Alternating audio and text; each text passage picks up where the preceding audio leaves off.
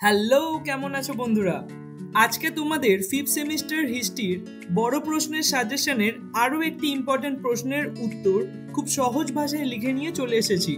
এর আগে আমি তোমাদের এই বড় প্রশ্নটির উত্তর খুব সহজ ভাষায় লিখে দিয়েছিলাম এবং তার সাথে এই বড় প্রশ্নটির উত্তরের ফ্রি পিডিএফ আমাদের টেলিগ্রাম চ্যানেলে দিয়ে দিয়েছিলাম।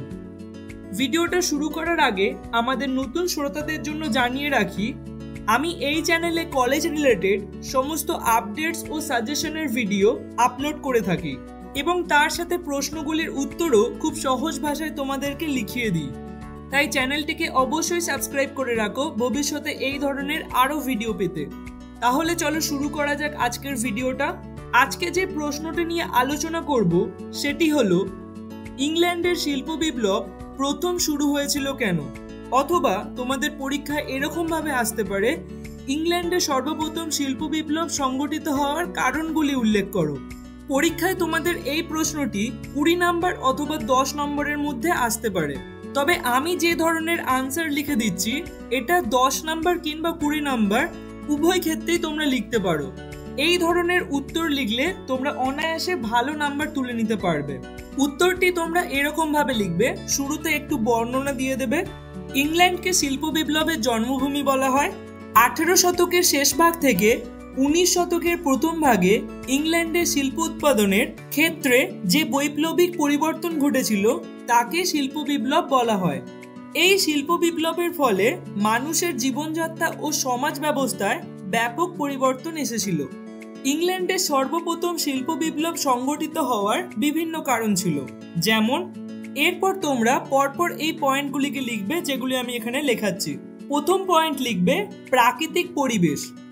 ইংল্যান্ডের স্যাঁতস্যাঁতে আবহাওয়া, খরস্রোতা নদীতে জলবিদ্যুৎ উৎপাদনের সুবিধা, বায়ু শক্তি ব্যবহারের সুযোগ, কয়লা, লোহা প্রভৃতি খনিজ সম্পদের প্রাচুর্য প্রভৃতি সে দেশে শিল্পোন্নয়নের সুবিধা করেছিল। এরপর লিখবে শ্রমিকের যোগান। অষ্টাদশ শতকে ইংল্যান্ডের জনসংখ্যা ব্যাপক হারে বৃদ্ধি পায়। ইংল্যান্ডের গ্রামাঞ্চল থেকে বহু বেকার মানুষ শহরে চলে এসে কলকারখানাগুলিতে সুলভ শ্রমিক হিসাবে কাজে নিযুক্ত হলে শিল্পান্নয়নের সুবিধা হয়, কিন্তু মহাদেশের অন্যান্য দেশগুলিতে সুলভ শ্রমিকের যথেষ্ট অভাব ছিল।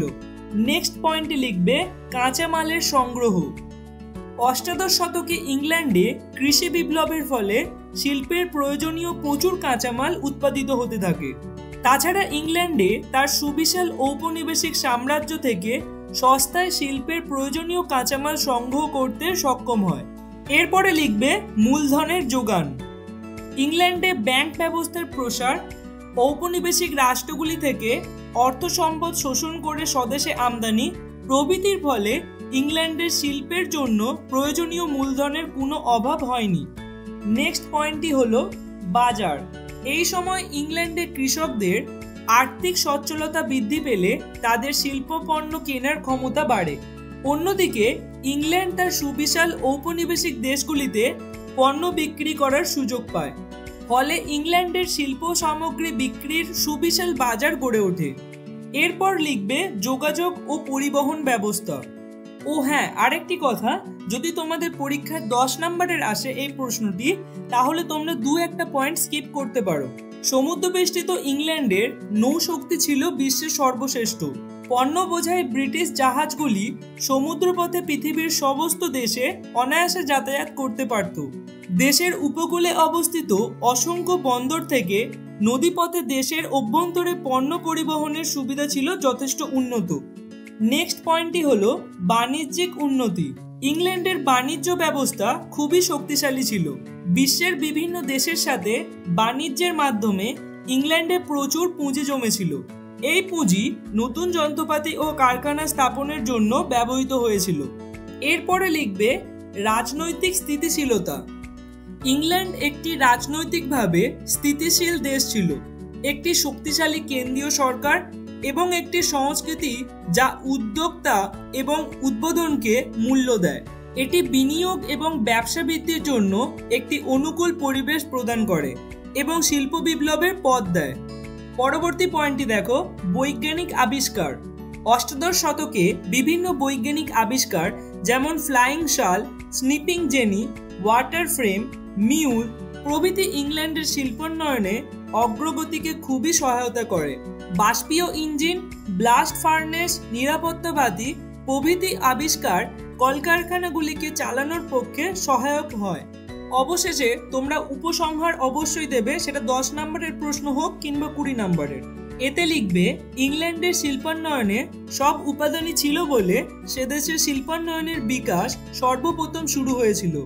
অন্যান্য দেশে দেখা যায় যে একটি উপাদানের অস্তিত্ব থাকলেও অন্য একটি উপাদানের অস্তিত্ব না থাকায় তারা ইংল্যান্ডের তুলনায় পিছিয়ে পড়েছিল।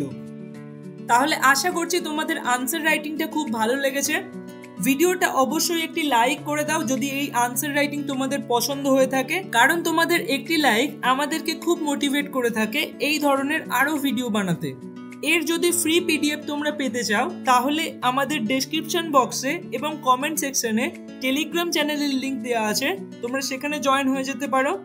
এবং আমাদের হোয়াটসঅ্যাপ চ্যানেলের লিংকও ডেসক্রিপশন বক্সে কিংবা কমেন্ট সেকশনে তোমরা পেয়ে যাবে, সেখানেও জয়েন হয়ে থাকতে পারো সমস্ত ফিউচারের আপডেটস ও ভিডিও এবং পিডিএফ সবার আগে পেতে।